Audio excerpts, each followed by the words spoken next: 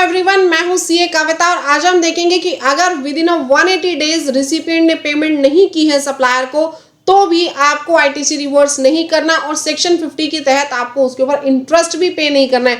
बहुत important video मैं आज आप लोगों के लिए लेकर आई हूं। कंप्लीट डिस्कशन करेंगे हम रूल 37 के बारे में। सबसे पहले तो ये जान लेते हैं कि रूल 37 है क्या। देखिए क्या होता है कि अगर आपने किसी भी सप्लायर से माल परचेज किया तो माल परचेज करने के 180 डेज के अंदर आपको उस सप्लायर को पैसा पे करना होता है। बट क्या होता है, हम लोग जो सप्लायर है, सप्लायर अपनी R1 के अंदर, सप्लायर अपनी R1 में सेल दिखा देता है और 3B के अंदर शो कर देता है। आप क्या करते हो, बीइंग अ रिसिपिएंट आप वो आईटीसी क्लेम कर लेते हो, आप आईटीसी को क्लेम कर लेते हो अपने 3B में। सप्लायर ने क्या किया, सप्लायर ने प्रॉपरली अपनी R1 भी फाइल कर दी, 3B भी फाइल कर दी और टैक्स किसको पे कर दिया, टैक्स पे कर दिया जी गवर्नमेंट को। आपने क्या किया, इस टैक्स का आईटीसी क्लेम कर लिया अपनी 3B के अंदर। ये प्रोसेस आपने फॉलो की, लेकिन जो मेन प्रोसेस थी पैसा पे करने की, आपने बीइंग अ रिसीवर सप्लायर को पेमेंट नहीं की, इसकी पेमेंट आपने रोक दी। अगर आपने सप्लायर को पेमेंट 180 डेज के अंदर अंदर कर दी तो कोई भी इशू नहीं आएगा, आप इस आईटीसी को अपने पास रख सकते हो, क्लेम कर सकते हो। बट अगर विद इन 180 डेज आपने पेमेंट नहीं की तो क्या करना है, तो क्या आप उस आईटीसी को क्लेम नहीं कर पाओगे? नहीं, आपको ये आईटीसी क्या करना होगा, आपको ये आईटीसी रिवर्स करना होगा। और जितना टाइम आपने इस आईटीसी को यूटिलाइज किया, जितना टाइम आपने इस आईटीसी को यूटिलाइज किया उसके ऊपर आपको इंटरेस्ट भी पे करना पड़ेगा। एज पर सेक्शन 50 आपको इंटरेस्ट देना जरूरी है। लीगल प्रोविजन में बिल्कुल डिटेल में आपको बताऊंगी। आरसीएम के केस में आपको रिवर्स करना है या नहीं करना, शेड्यूल 1 के केस में क्या करना है, कंप्लीट डिस्कशन आज की इस वीडियो में हम लोग करने वाले हैं।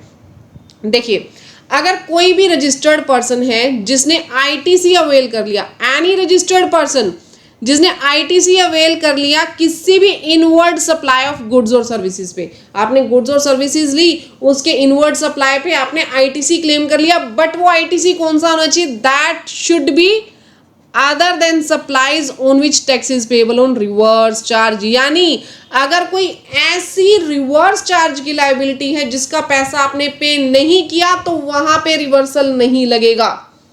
अगर आपने रिवर्स चार्ज, यानी कि यहीं पे अगर मैं एग्जांपल लूं, यहां पे आपने किसी गुड्स ट्रांसपोर्टेशन एजेंसी से सर्विस ली, जीटीए से आपने 1 लाख की सर्विसेज ली, 5% इसके ऊपर क्या लगेगा, आरसीएम लगेगा। तो मैंने इसके ऊपर जो 5000 का आरसीएम था वो किसको पे कर दिया, वो मैंने डायरेक्टली गवर्नमेंट को पे किया। किसने, रिसीवर ने, ये रिसीवर ने पे किया।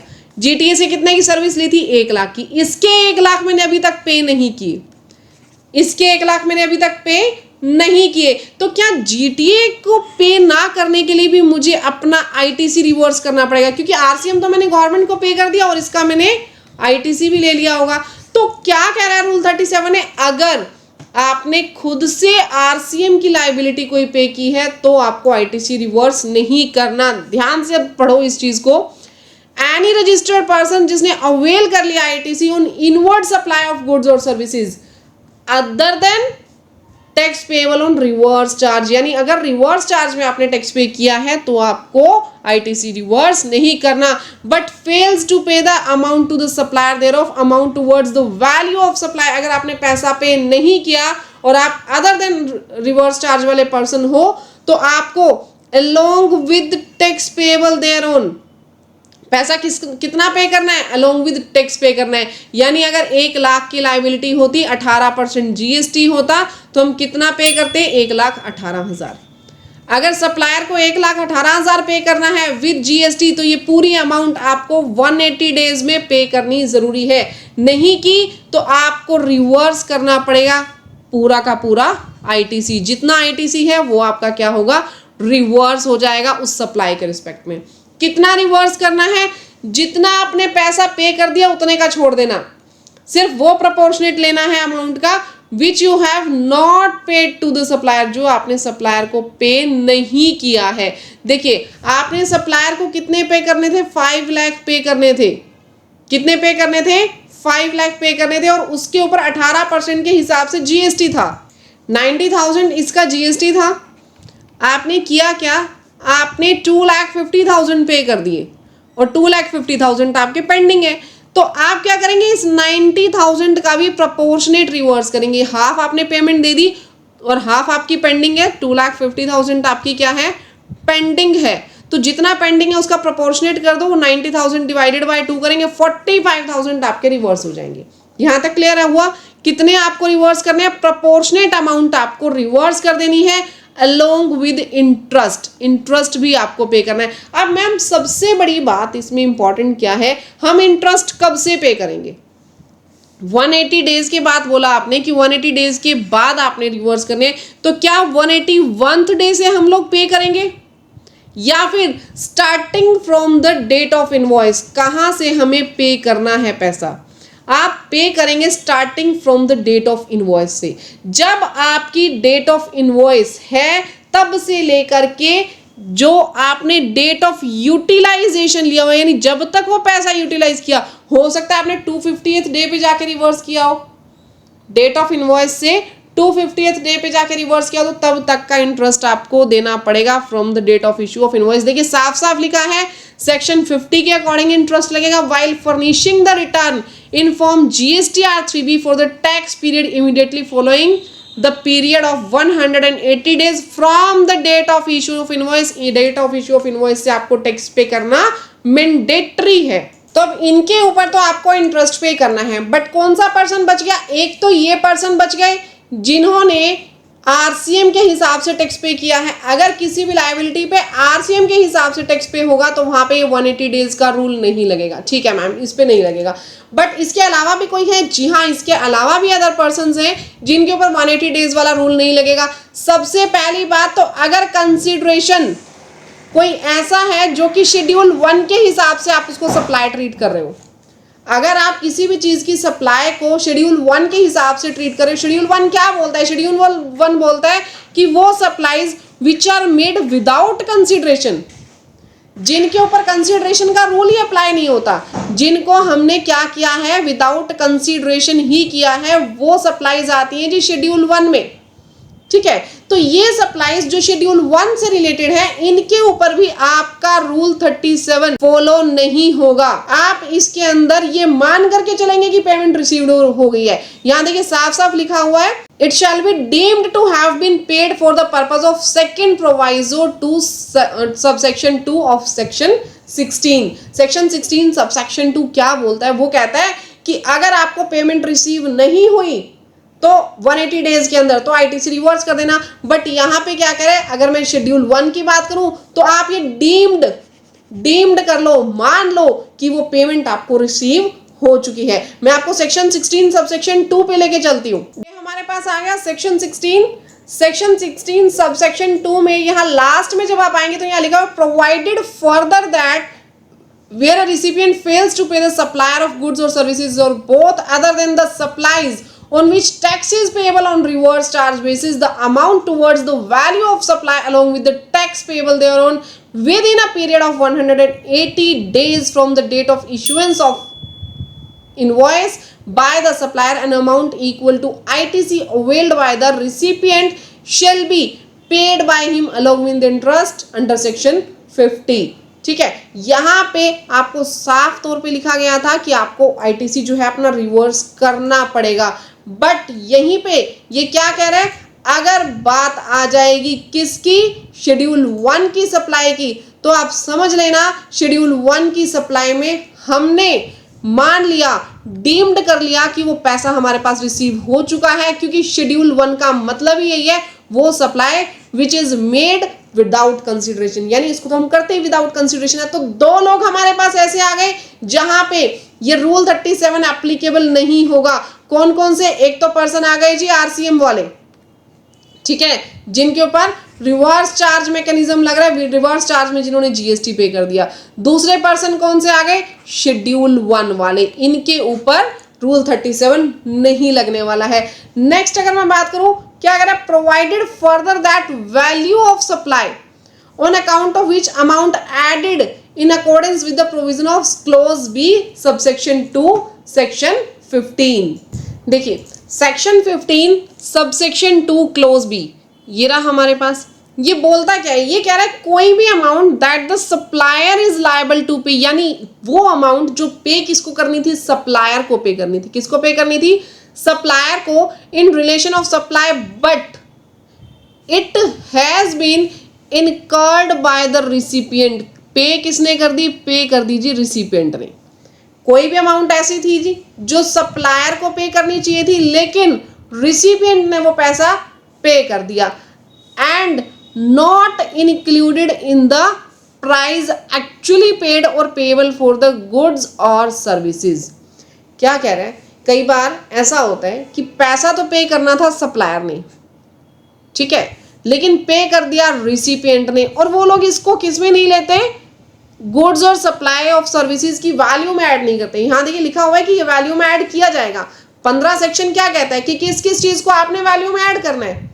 सेक्शन 15 वैल्यूएशन के बारे में वो कह रहा है कि आपने किस किस गुड्स और सर्विसेज की वैल्यू को ऐड करना है। तो सबसेक्शन 2 कह रहा है कि ये वाली वैल्यूज छोड़ना नहीं है, ये वाली वैल्यूज ऐड करनी है। यानी कि कोई भी एक मशीनरी थी 1 लाख रुपीज की, उसका इंस्टॉलेशन का खर्चा कितना था, 10,000 रुपए इंस्टॉलेशन का खर्चा था। ये खर्चा किसको करना चाहिए था जी, खर्चा करना चाहिए था इंस्टॉलेशन का सप्लायर को, बट कर दिया किसने, रिसिपिएंट ने। कर दिया किसने, रिसिपिएंट ने। तो सप्लायर ने क्या किया, सीधा 1 लाख का बिल इशू कर दिया, और ये बोला कि ये खर्चा तो डायरेक्टली रिसिपिएंट ने कर दिया, तो मैं इसका बिल इशू नहीं करता। इससे कहीं ना कहीं टैक्स अवॉइड हो जाता है, इससे कहीं ना कहीं क्या होता है, जीएसटी अवॉइड हो जाता है। तो वैल्यू ऑफ सप्लाई यानी सेक्शन 15 क्या बोलता है। अब आप बोलोगे मैम सेक्शन 15 नहीं, हम तो रूल 37 कर रहे थे, वो भी समझाऊंगी, पहले इस चीज को समझ लो कि सेक्शन 15 क्या बोलता है, ताकि मैं उसको कनेक्ट कर सकूं रूल 37 से। सेक्शन 15 क्या बोलता है कि 1 लाख रुपीज के अंदर आप 10,000 भी ऐड करोगे जो रिसिपिएंट ने पे कर दिए, कितना बन गया, ये 1,10,000 बन गया। अब इसके ऊपर आपने 18% जीएसटी पे करना है, ठीक है। यहां पे अगर मैं पे करती 18% सिर्फ 1 लाख पे, अगर मैं यूं सोचूं कि भैया ये 1 लाख के ऊपर मैं जीएसटी अमाउंट ले लेती हूँ, इस 10,000 को तो डायरेक्टली रिसिपिएंट ने दे दिया, तो कहीं ना कहीं इस 10,000 का जो 18% था वो टैक्स रिसिपिएंट बचा करके निकल जाएगा।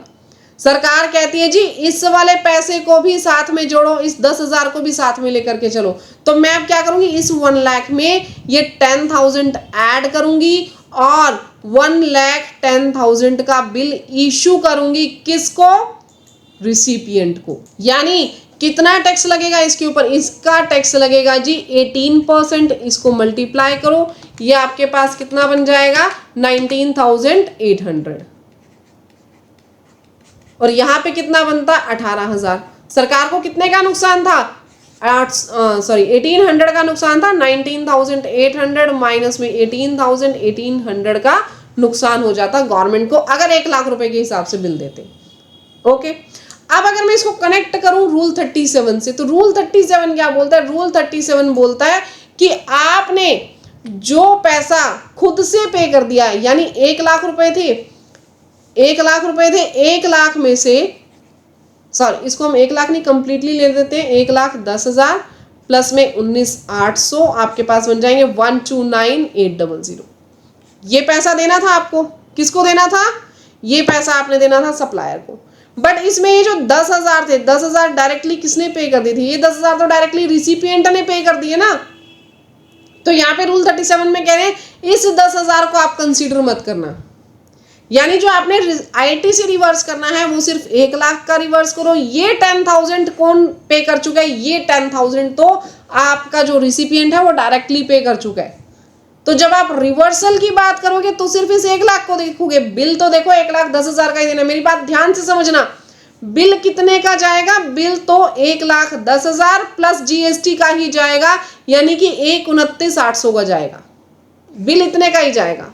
बट जीएसटी रिवर्सल कितने का होगा, जब मैं बात कर रही हूं जीएसटी रिवर्सल की, तो यहां पे सिर्फ 1 लाख को कंसीडर करना, 1 लाख का आईटीसी आपने रिवर्स करना है। यहां तक मेरी बात क्लियर हो गई। तो 3 चीजों का आपने आईटीसी नहीं लेना, आरसीएम के हिसाब से आपने पेमेंट की तो आपने नहीं लेना, शेड्यूल 1 की कोई सप्लाई है तो नहीं लेना, सेक्शन 15 सबसेक्शन 2 क्लोज बी, इसके तहत अगर आपने कोई भी पेमेंट कर रखी है तो वो भी इसमें कंसीडर नहीं करना। बहुत इंपॉर्टेंट पॉइंट है, कोई भी आपकी केस हो, कोई स्टडी हो तो उसमें ये पॉइंट आपका काम आएगा, आपका इंटरेस्ट इसमें बच जाएगा।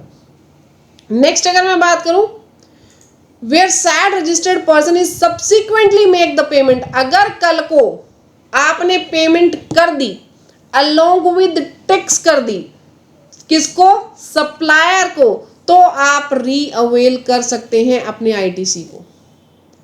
यानी अगर आपने कल को कभी भी पेमेंट की तो आप अपने आईटीसी को दोबारा से क्लेम कर लेंगे, उसमें कोई भी इशू नहीं है। Time limit of specified in subsection 4 of section 16 ये अप्लाई नहीं होगा, यानी टाइम लिमिट नहीं है, आप इसको रीअवेल कर सकते हो। वो टाइम लिमिट की जो बाउंड्री थी आईटीसी अवेल करने की, जो सेक्शन 16 सबसेक्शन 4 में लिखी है, वो यहाँ पे एप्लीकेबल नहीं होगी। सेक्शन 16 सबसेक्शन 4 में देखो लिखा हुआ है कि कोई भी रजिस्टर्ड पर्सन जो है वो आईटीसी कब तक ले सकता है, end of the financial year के बाद 30 नवंबर तक का उसको टाइम है। बट यहाँ पे आपको साफ साफ लिख दिया गया रूल 37 में कि आपको कोई दिक्कत नहीं है, आप जब चाहो उसका आईटीसी ले सकते हो अगर आपने पैसा पे कर दिया है तो। The provisions of section 16 subsection 4 will not apply. Clear? तो यहाँ तक गाइस बहुत अच्छे तरीके से हमने रूल 37 कवर कर लिया। अगर फिर भी आपको कोई डाउट्स है आप कमेंट सेक्शन में पूछो, और अगर वीडियोस अच्छी लगी हो तो वीडियो को लाइक, चैनल को सब्सक्राइब करना मत भूलिएगा। मिलते हैं नेक्स्ट वीडियो में, तब तक के लिए thank you, bye bye, take care everyone.